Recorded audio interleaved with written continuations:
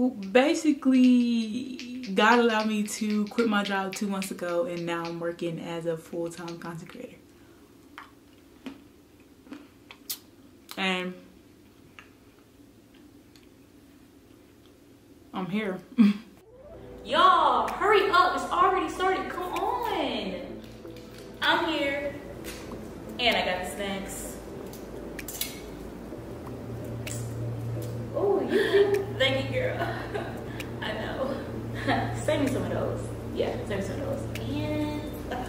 And what do you got that? Last thing to do.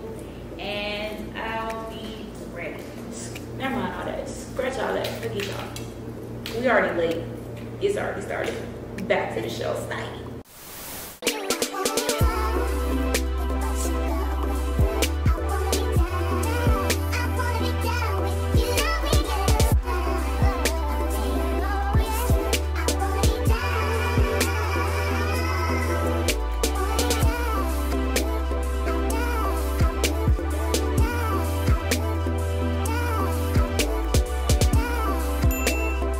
What it do, baby boo? What's up, loves? It's your girl Morgan Sinclair, back again for another video. If you're new to my channel, I put out lifestyle and style vlogs here on my channel, so do not forget to like, comment, and subscribe. It's more important.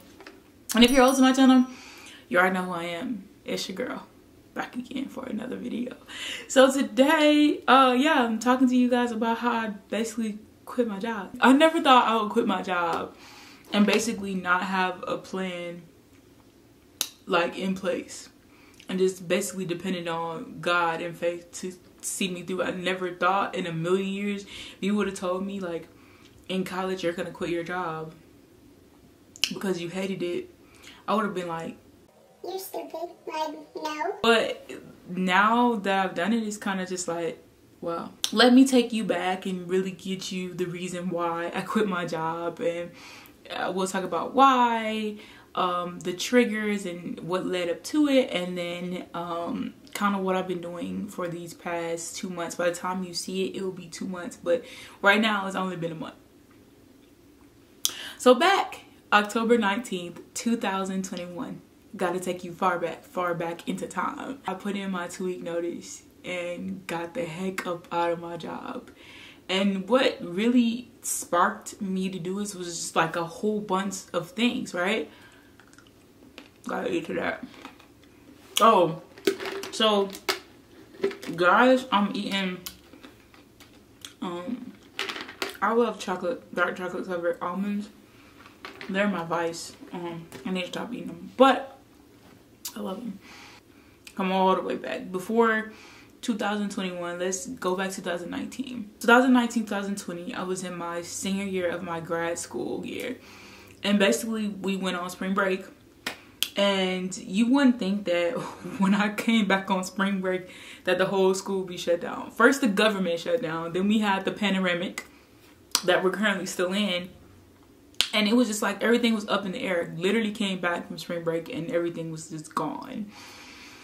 I didn't really know what to do. I didn't have a job then because my job declined on me, and the job that the offer that I did have, it just wasn't enough. They offered me like $40-something thousand to live up here in this area. How? So I didn't take it.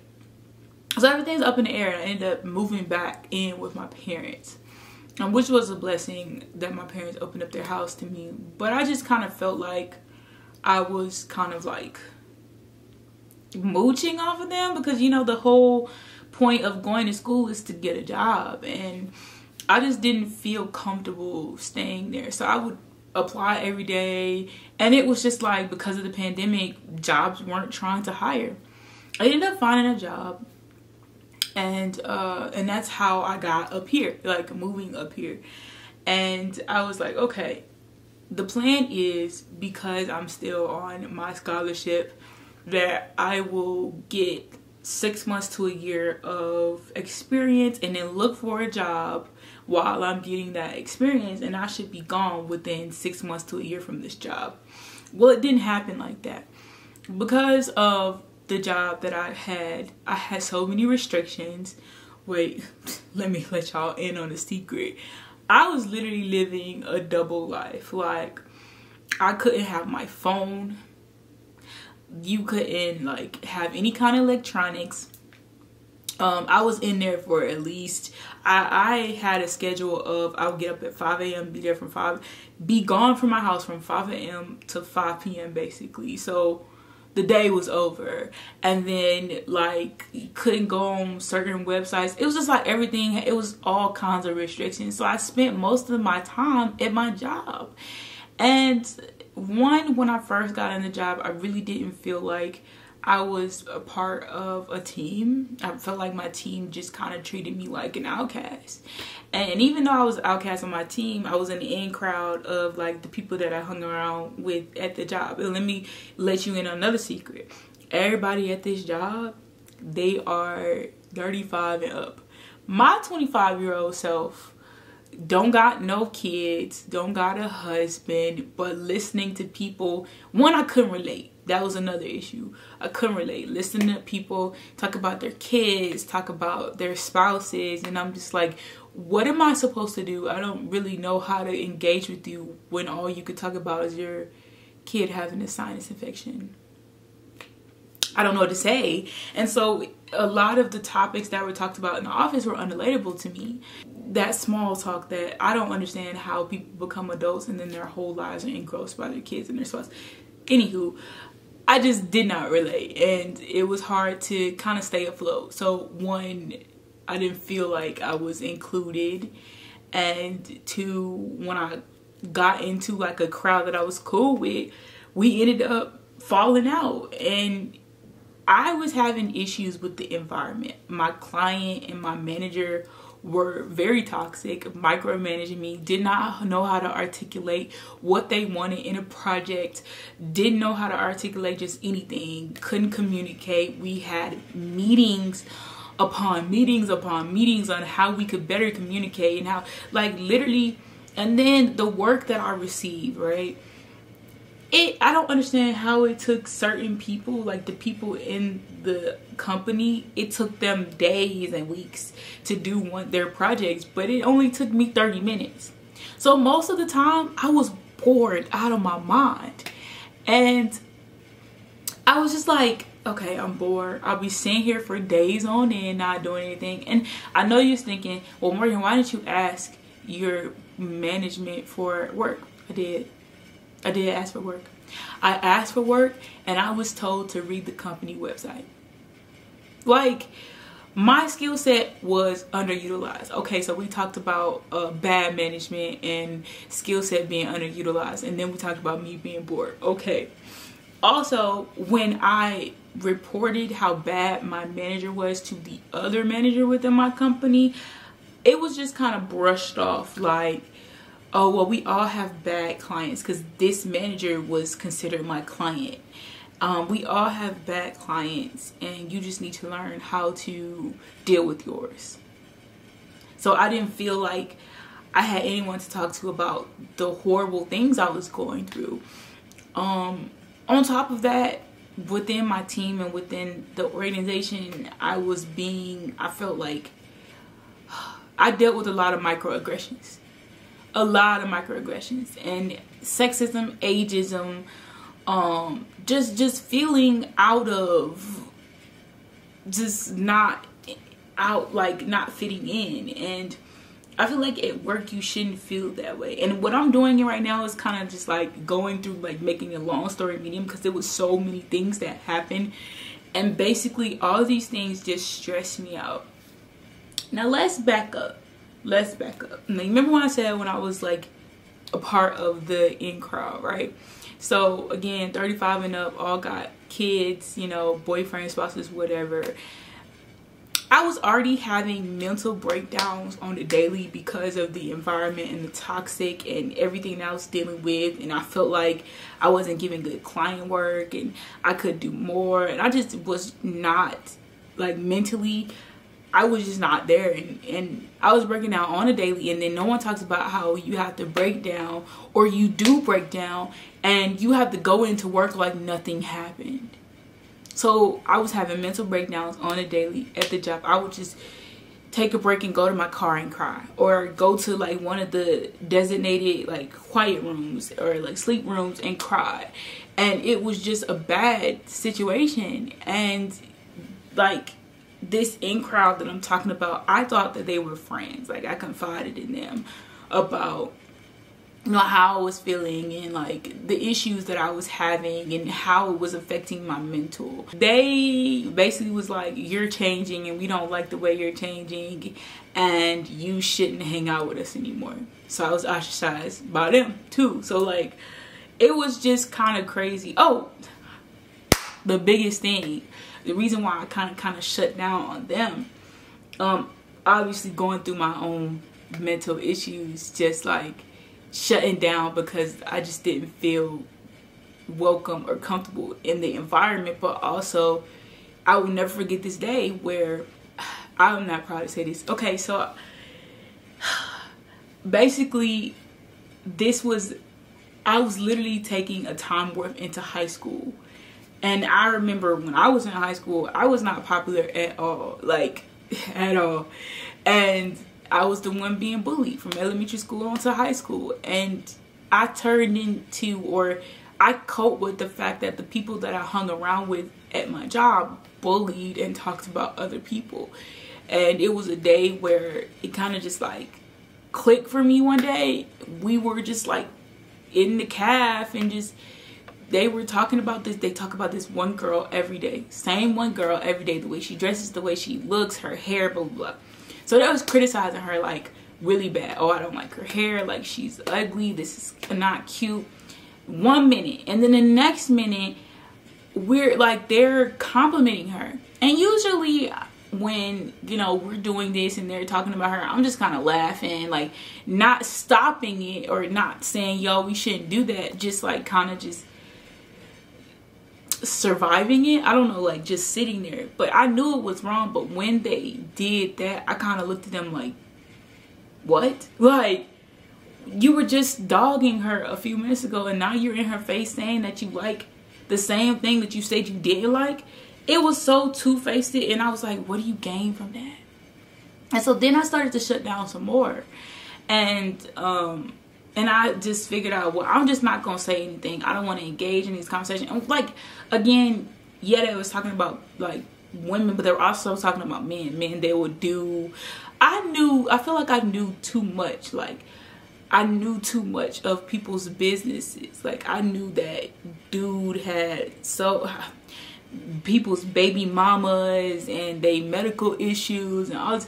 It was like, I didn't need to know all of that, and I knew it. I could tell you about people that I had never spoken to, but because they were telling me. And it was just like, I don't belong in this. Like, I was like, I don't like this. I don't feel like this is what we're supposed to be doing. So I started to not speak when we had those conversations. I would kind of be quiet. I wouldn't laugh because I didn't think that was funny anymore. Like, I started to do better for myself, and instead of stopping them and being like, yo, we shouldn't be doing this, I shut down again. And that's what led to them saying, you know, you changing and we don't want you around us anymore if you just not gonna engage. And I was just like, you know what, cool. To me, that was the easiest break off ever, because I didn't have to really give an excuse. But I did confide in them and tell them, you know, I'm going through my own issues, and they was like, well, it's an excuse. And my thing is, when you're going through something as a person, you don't tell someone it's an excuse. You kind of be there for them, and they weren't for me. So it was just like, you know what, cool. I didn't get mad. I wasn't upset. Like, I was like, all right, I'm used to people leaving like my life when I'm trying to do better. Cool, I'm used to that. Like, I'm not mad. But I did start to get mad when they were going around telling people that I was actually cool with in the company, because like I have an older lady who I'm cooler with, who like I confide in, and she was like, what's wrong with you and them? And I'm like, dang, like I didn't think it was a problem. I was just here. Like, it was so crazy. And again, guys, I'm giving y'all the surface level of everything. If y'all could understand, this is a year full of stuff. Like, it's a year full of stuff. I had my teammates like treat me like a secretary. People treated me like I was invisible. Oh, I got a good example about the secretary. So one of my coworkers, he would come to me often. He wouldn't even say, yo, old man,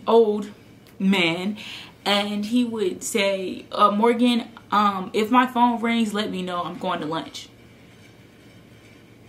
Excuse me, I didn't know I was your assistant. Like, you could ask me if your phone rang or anything like that, or if I could listen out for if your phone rang. That was just rude. And so rude things like that, always. He would go tell my client about things that we would come to a consensus on as a team, and he would specifically point me out every time. I was discredited about my skill set because of my age. People acted like I didn't know what I was doing, even though I got certifications in certain things, like, and I'm telling you how to do stuff. People wouldn't even listen to me. Like, when I would be like, oh, this is how you do that, they would go to someone else who knows far less than me. When I tell you, I dealt with so much, and also not respecting my no. When people ask me to do things, being voluntold to do something, first of all, if I tell you no, I'm not going to do it, and the next thing I hear you telling someone else that, oh, Morgan's going to do it, you're disrespecting me because I told you no. Like I said, I'm not going to do that. Anything outside of my work realm, I'm not expected to do. So why is it when I say no, it's a difference, but when somebody else say no? Just stuff. It was just so much stuff, and it felt like I didn't have a voice. People treated me like, again, like I was invisible. One of my coworkers, we moved to a different office, and one of my coworkers went around to each of everyone's desk and tell them what they needed to do to, you know, get their stuff together. That person looked at me in my eye and passed by my desk and then went to the next person. And it was like, yo, I'm sitting here, you could have said the same thing. Like, what if I didn't hear what you were saying? But I'm glad I turned around, because I was like, oh, okay, like I didn't even, like, I was like, I don't do anything to you, so why was that so rude? It was just so rude. It was so rude. And like, I dealt with things like that my entire time I was there. And this was all before like the Bell's palsy, y'all. Like if you've watched my Bell's palsy videos of my journey, you know that I talked about, you know, how my Bell's palsy was triggered by the stress of my job. And I think the worst part about it was, this entire situation was, I literally woke up, thought I had a stroke, went to the doctor, they told me I had Bell's palsy. I had to come home on a Sunday, because it was a Sunday when it happened. I had to go to work the next day and act like nothing happened. Like, I had to act like I'm not sick and everything's not in pain. Like, my face is numb on one side, and then everything else is in pain. Like, I had to act like I couldn't speak and my speech wasn't slurred. I had to act like nothing was wrong with me because I didn't have enough PTO to rest. I had to choose between coming home for Christmas, and if I took this day off, I possibly wouldn't be able to take as many days as I really wanted to see my family for Christmas, let alone I didn't have any PTO to take off for Thanksgiving. So I basically spent I was gonna spend Thanksgiving alone, like at my house, and like cool, whatever, but I didn't have enough PTO to even think about it. And that was the craziest part about it. It was like acting like nothing medically didn't happen to me. Like, I really had to choose. I was so devastated, and it was one of those things where I just felt like enough is enough. But I didn't get there by myself. So I said all of this to say, and this is like the backstory of what I dealt with at my job, okay? All right. Oh, I forgot one of the key important things. I had been like looking for a job within my company, not only within my company, like inside, but outside of my company. And like, it was the most difficult thing to do because of all the restrictions that we had at the organization. Again, not having my phone, not being able to go into my email, honestly, my personal email, to answer any emails, not going to be able to go to certain websites. So if I wanted to apply, like, it was just like, I had so many restrictions. So imagine going from 5 a.m. to 5 p.m. by the time I get home. And I figured out that recruiters didn't want to, they didn't want to talk to me after hours, because who does? Like, 5 o'clock, everybody off. Like, ain't nobody gonna sit here talking to you 6 p.m. whatever. But I didn't figure that out until later. Okay, so let's back up some more. So going through all these things, I reached out to my family, you know, we always do, asking for advice and wanting to quit my job earlier on. Like, I want to say 6 months in, I was ready to quit.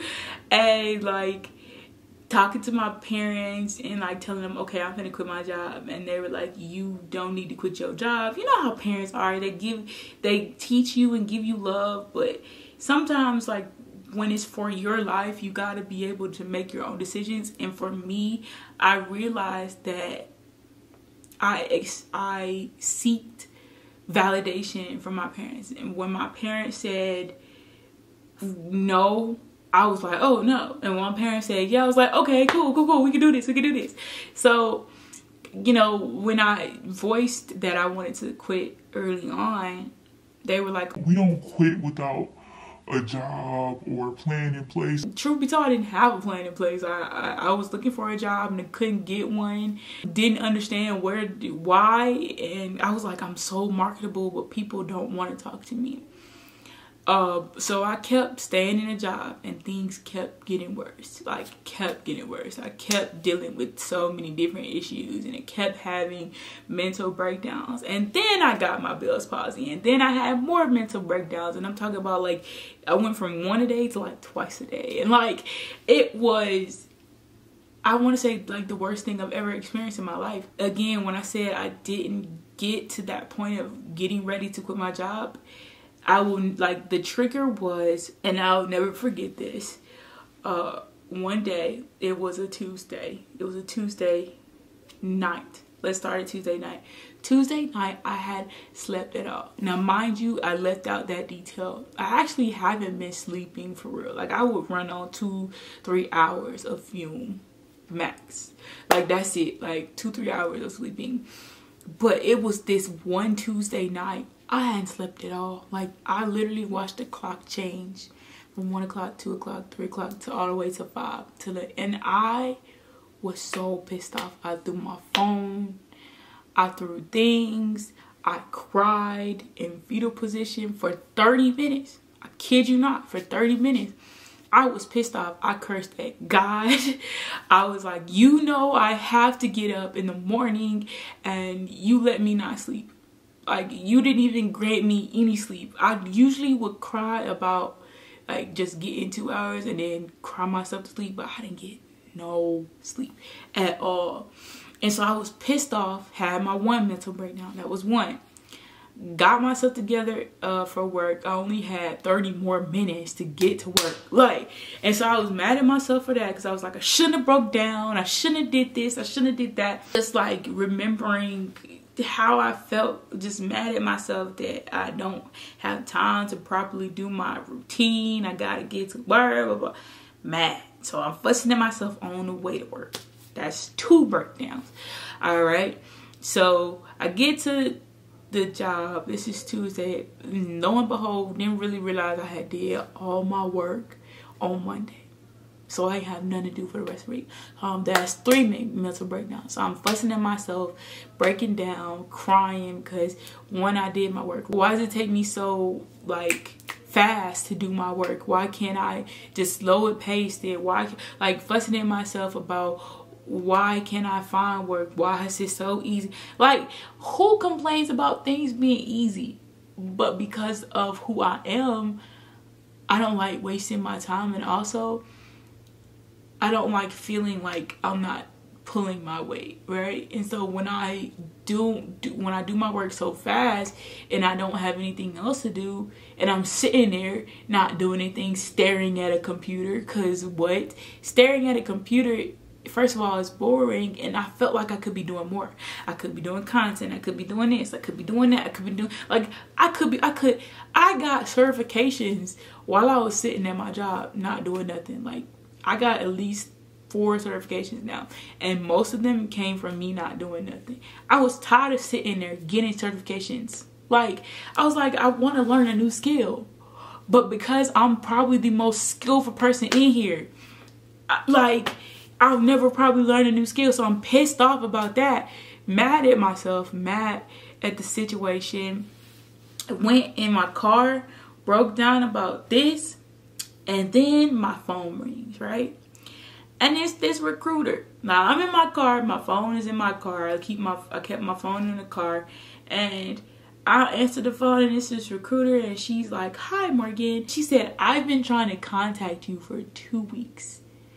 I've been calling you." Now, granted, I noticed that this entire time I've been on this job that I would have missed phone calls from miscellaneous numbers, and when I called them back when I got off, which was around 5 p.m., they wouldn't answer, and like no one left a voicemail. It was just like, okay. She was like, "I have been trying to call you for 2 weeks, and I wanted to know if you were interested in this position." And I was like, it hit me instantly. I was like, because I'm at this job, I probably have missed out on so many opportunities to get away. I was so mad. So after work, I'm breaking down about that on the way home, because granted, also I forgot to say that I moved apartments. Like, and so my 5 to 10 minute drive, which I previously had in my first apartment, went from 5 to 10 minutes to, I go up, it's a 25-minute drive. I come back, it's 45 to an hour drive. And so I'm mad at the traffic. I'm losing the opportunity, because when I told her my hours, she was like, "Well, we don't work after those hours, so I don't think you'll be a great fit for this." She instantly cut me out.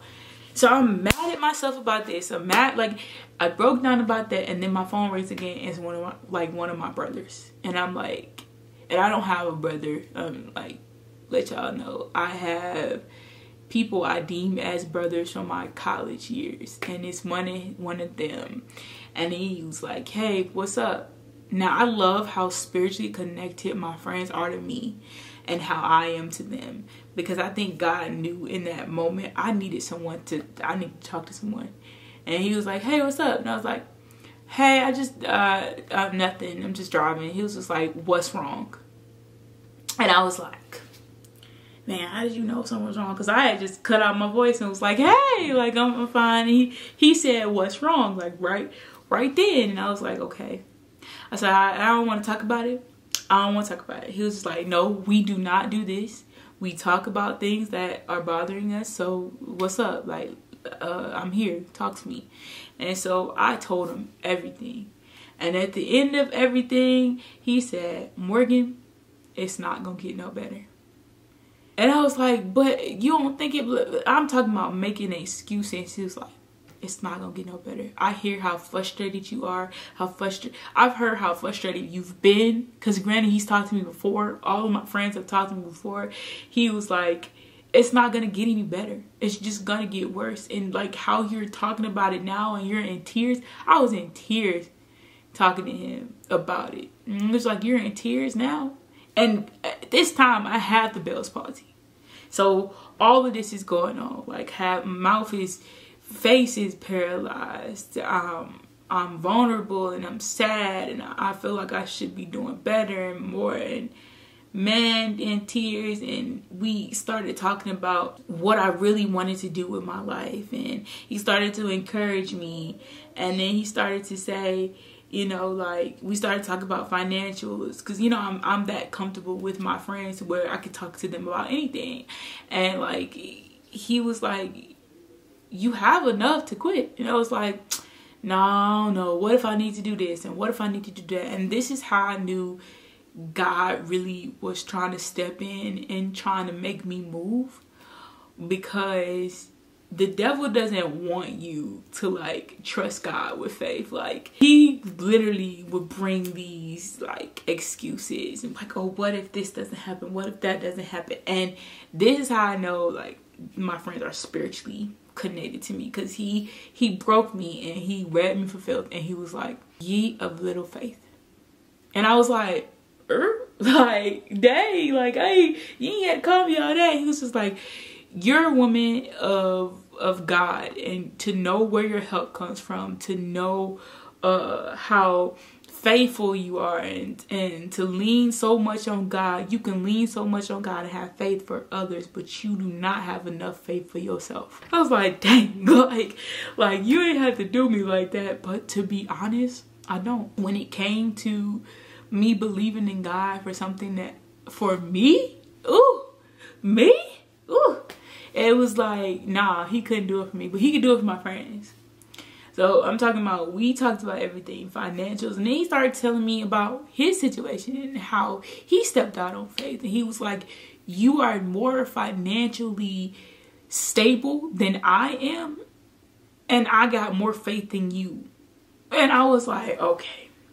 I was like, I hear you, but I got to talk to God first. So then I went into deep prayer mode. Now this is a Tuesday. I went into deep prayer mode. And then I was like, okay, God, I'm going to start a Crazy Faith wall.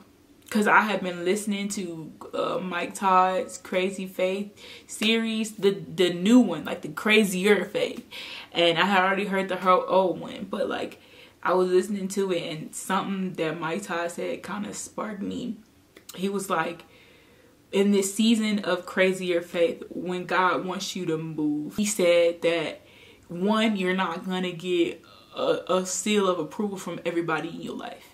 And two, this is not something for me to do, but sometimes God makes you move so you can get into a better path. Something like that. I have to remember exactly what he said, but like, the sermon really clicked enough for me to be like, all right, maybe it's time for me to move. And so I prayed and did my Crazy Faith wall. My Crazy Faith wall is mostly for other people. Like, I got a few couple things up there on me, for me, but I was believing in other people. And then, you know, in my prayer and in this journey, I said, all right, God, if I do this, one, I'm not going to do anything. I'm not going to start a day without saying, thank you, God, acknowledging you, journaling, spending time with you, praying, reading in the morning and in the afternoon. I got to start my day with you, and I got to end my day with you. And then I said, if this is not the right decision for me and my life, I was very specific about the sign that I want. I was like, I need you to show me, and I want you to make the days. I said, I'm going to put in my 2-week notice on Friday. It's a Tuesday. I was going to put in my 2-week notice on Friday. I'm going to tell my management, like in a meeting on Thursday, it's Tuesday now. You got until Thursday at 5 p.m. because that's when I had planned. I was like 5 p.m. really Friday morning to basically make every day up until my decision becoming final. Hell on wheels. Financially. Because I needed a financial sign to show me like that I needed to keep this job. So I was expecting my car to break down. Like, I was expecting my house to get broken into. I was expecting medical bills from when I went to the doctor, like, to be outstanding. Anything that would keep me to keep this job, that will help me, because I knew this job would help me pay off these things. So I was like, okay, this is what I need you to do. When I tell y'all, it was so freaking smooth. Every day, Tuesday, Wednesday, Thursday, Friday, every day was so smooth. Every day was so smooth. From the time I told God to make it hell, I ain't have no problem. From the time I told God to make it hell, all the way until I put in my 2-week notice, all the way until the 2 weeks I worked, all the way until now, keep going. Like, it's been almost perfect, smooth. I ain't had no problems. And when I say I have been playing, like I put myself on a schedule and I've been talking like every day, I'm gonna say every weekday, because Saturdays I kind of skip, but I journal and I talk to God and I pray and I read my Bible every day, and it has not failed. I am happier getting up, acknowledging God and helping him, like asking him to come into my life and intercede and be with me all day, every day, and then ending my day with reading the word and praying and talking to God. When I say it's been the happiest time, I haven't been this happy in about 3 years. I haven't been this happy in a long time. And I didn't think that God would have made it as smooth as he did, but he did. Like, it was so, when I tell you it was so weird, it was weird. Like, dude, like, God, I was expecting so many bad things, bro. So many bad things to happen. I was expecting God to just rain down all kind of crazy stuff, but he didn't. And on top of that, the crazy faith wall, he knocked stuff out like this. In a month span, he even did things I didn't even ask him to do. Like, for my friends, for my family, for me. I want a trip to Paris. And y'all gonna see that vlog, hopefully, if the world don't shut down. But I want a trip to Paris. I didn't ask for that. I didn't think about vacationing during this time. But honestly, I needed one. Like, I hadn't took a vacation since 2019. I needed one. Also, I asked God to really bless my passions, my purposes, and for me to be able to, you know, do the things I really like to do, and for them to kind of be profitable. God put me around people who not only are in those passions that I want to be in, but they allowed them to open the doors for me. I can finally say it because it's happened.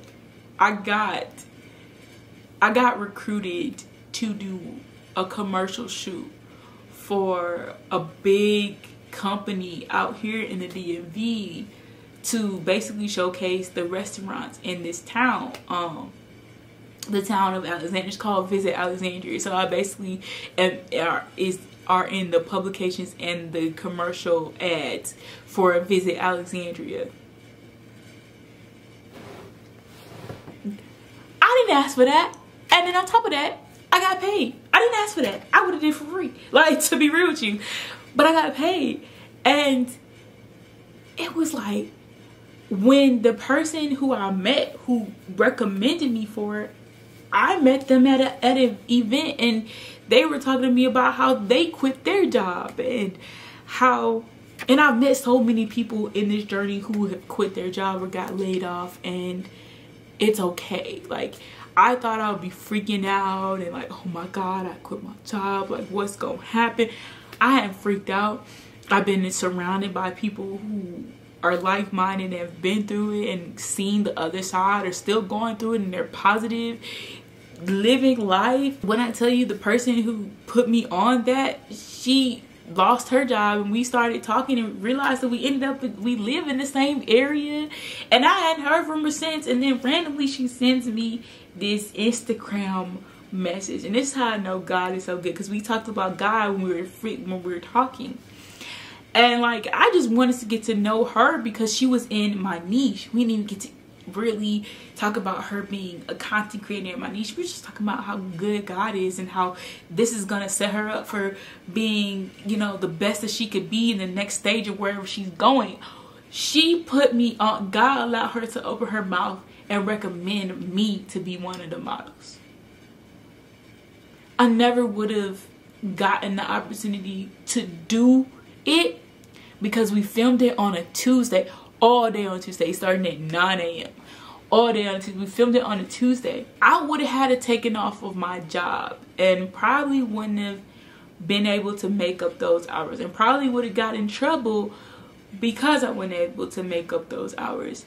And because I wasn't on the job, I just realized like this entire time, this job has not only stunted my growth, but stunted the opportunities I could have had within my personal life and within my professional life.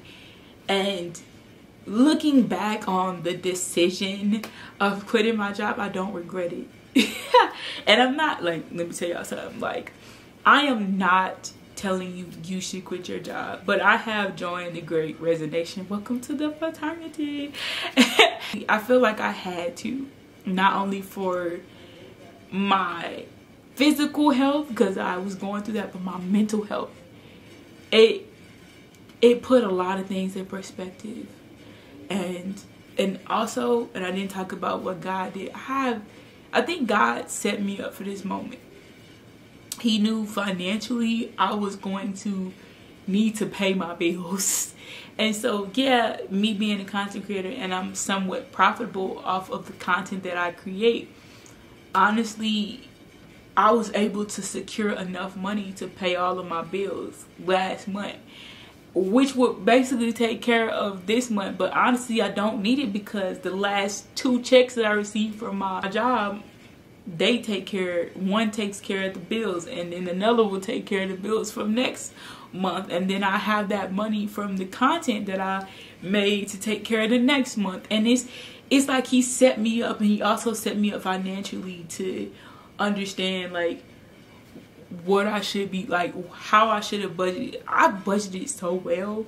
God allowed me to budget so well to where I could stay out for at least 5 to 10 months and be straight. And I didn't know what I was doing at the time. I just know I just needed this account for emergencies, and this for this, and this for this and this.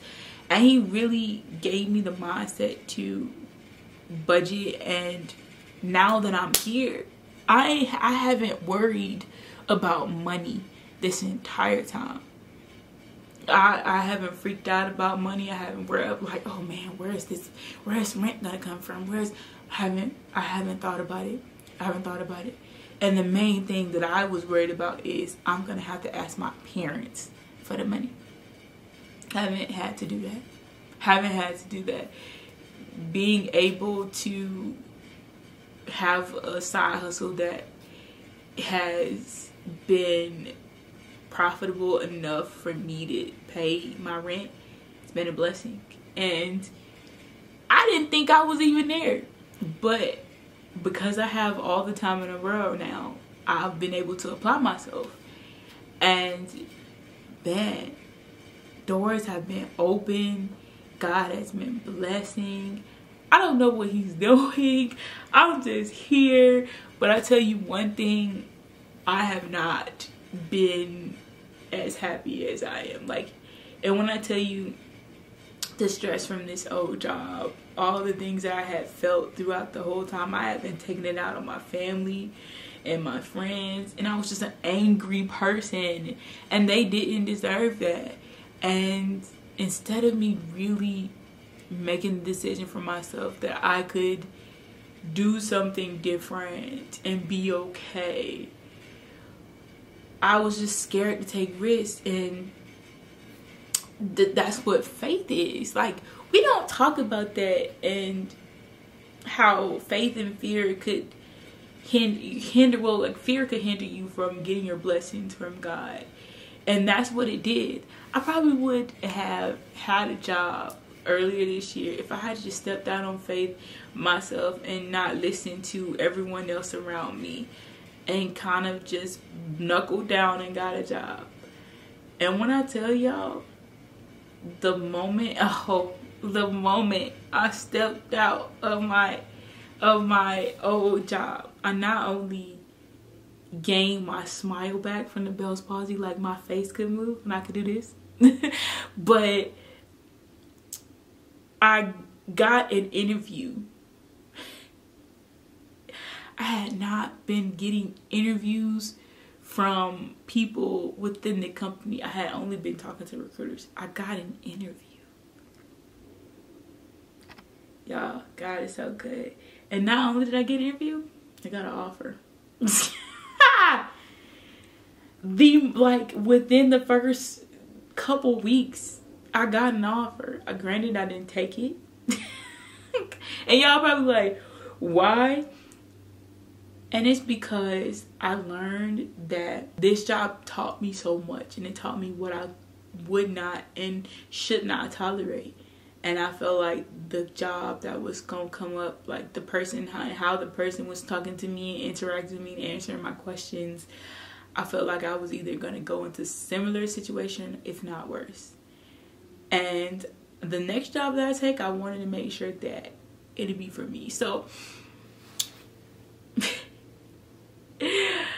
this is the reason why I quit my job. And I think this video is just here to encourage you guys that you can do whatever you set your mind to. Not saying that you should quit your job if the Lord didn't say you should quit your job, but really just wanted to encourage you that if you believe in God for something and you're scared, you're completely scared to do it, and God is pushing you to do it, because God has he pushed me and then allowed other people to help me. Like, if he is pushing you to do it, go for it. Go for it wholeheartedly. Go for it. Don't be afraid, because if it's really from God, he's not gonna leave you. He hasn't left me yet.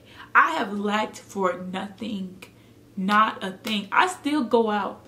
Actually, I'm going to dinner with one of my friends to this day. I've lacked for financially, I've lacked nothing. Health wise, I've lacked nothing.